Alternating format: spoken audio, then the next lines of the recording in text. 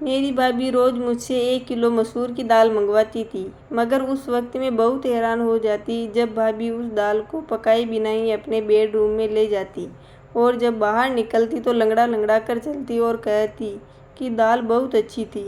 एक दिन भाभी का राज जानने के लिए मैंने अपनी छोटी बहन को भाभी के कमरे में छुपा दिया। कुछ देर बाद जब बहन लंगड़ाती हुई बाहर निकली तो मेरी जान ही निकल गई। आज शीतल भाभी ने मुझसे 1 किलो दाल मंगवाई थी।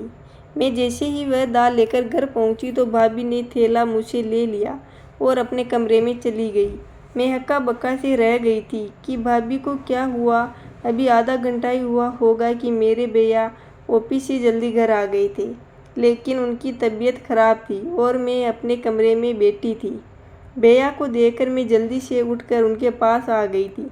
मुझे उनकी चिंता सताने लगी थी, मगर वह बोले थोड़ी देर आराम करूँगा तो ठीक हो जाऊँगा।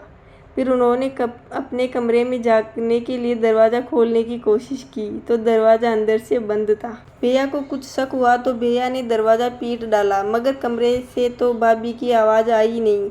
भैया ने मुझे घूर कर पूछा कि शीतल कहाँ है और दरवाज़ा अंदर से क्यों बंद है। मैं घबरा गई। मैं बोली भैया भाभी तो कमरे में ही है, शायद आँख लग गई होगी, हो सकता है भाभी आराम कर रही हो। भाई ने ज़ोर ज़ोर से दरवाज़ा बजाया, फिर बोले शीतल दरवाज़ा खोलो, जल्दी करो, लेकिन भाभी ने कोई आवाज़ नहीं दी। मैं भैया का हाथ पकड़कर उन्हें बाहर बरामदे में लेकर आए और बोली आप यहाँ बैठ जाइए, मैं दरवाज़ा खुलवाती हूँ।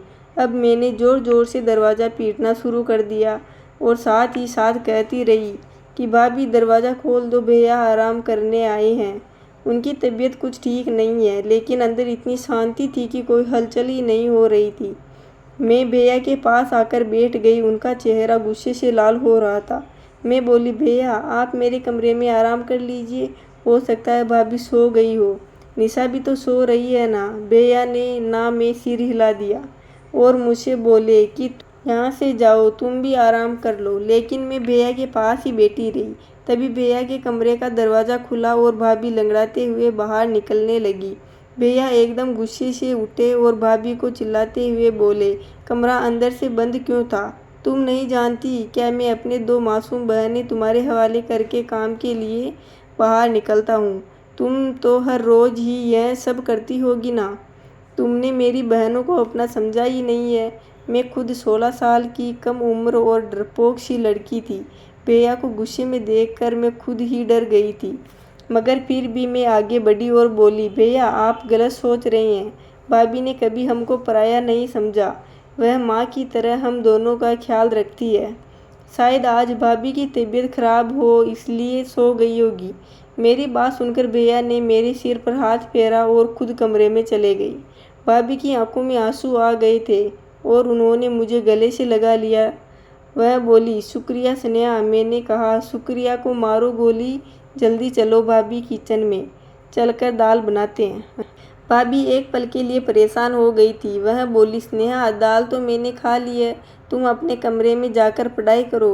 भाभी लंगड़ाते हुए किचन में चली गई थी। मैं हैरान होकर वहीं खड़ी थी कि भाभी ने मुझसे झूठ क्यों बोला कि उन्होंने दाल को खा लिया है, क्योंकि मैंने अपनी आंखों से देखा था कि दाल वह कच्ची अपने कमरे में लेकर गई थी।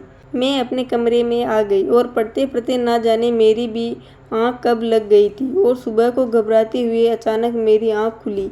मेरे साथ साथ निशा भी जग गई थी और अब वह हम दोनों किचन में जाकर भाभी की मदद करने लगे। आज भाभी भी मुझे बड़ी बेचैन सी और खोई खोई सी लग रही थी। भैया भी किचन में आ चुके थे। अब भैया भी रिलैक्स लग रहे थे, भाभी से आराम से बातें कर रहे थे। मैंने यह सोचकर यह सब नज़रअंदाज कर दिया था कि यह सब मेरा वहम ही होगा। सुबह में जल्दी उठकर कॉलेज के लिए तैयार हो गई और भैया के साथ ही चली गई थी। वह ऑफिस जाते हुए मुझे भी साथ लेकर जाया करते थे। मैं और निशा एक ही कॉलेज में एक साथ पढ़ाई करते थे। उसकी फर्स्ट ईयर के एग्ज़ाम हो चुके थे, इसलिए उसकी छुट्टियां चल रही थी, जबकि मैं सेकेंड ईयर में थी और मेरे एग्ज़ाम के लिए अभी 3 महीने बाकी थे। कॉलेज से घर आने के लिए मैं बस में सफ़र करती थी। मैं जैसे ही घर पहुंची तो मुझे लगा ही था कि भाभी मेरे इंतज़ार में ही बैठी होगी। वह मुझे देखकर फ़ौरन ही कहने लगी कि स्नेहा जल्दी जल्दी यूनिफॉर्म बदलो और मुझे 1 किलो दाल लाकर दे दो। फिर वह अब कमरे में पैसे लेने के लिए चली गई।